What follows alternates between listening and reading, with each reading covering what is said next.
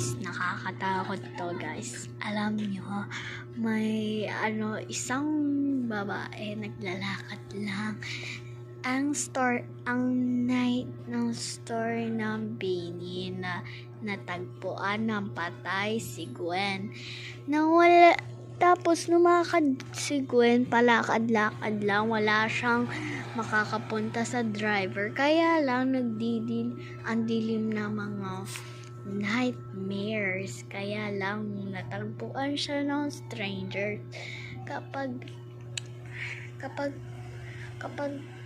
nakulungan siya at papatayin niya, may knife, may kutsilyo, chino-chop-chop niya. Kaya nang pinipick up niya yung garbage collector, tapos tinapon niya.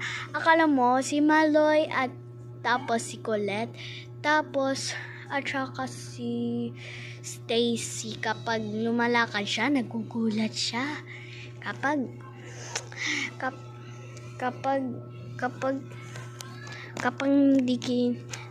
hindi niya pinapansin si Gwen, si Aya, tapos si Mika.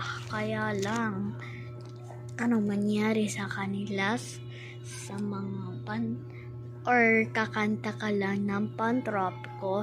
Yes, at kaya lang nakita nila, nagulat, may madaming dugo.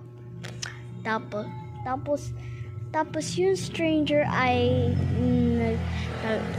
pinapakulong sa kanya sa basuraan. Kaya lang kinulungan niya yung stranger. Tapos nahuli siya ng pulis. Kaya lang sinabi daw ni Maloy, "Thank you, police." Welcome.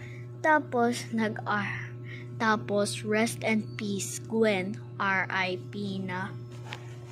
Please, Gwen, rest and peace, Bini.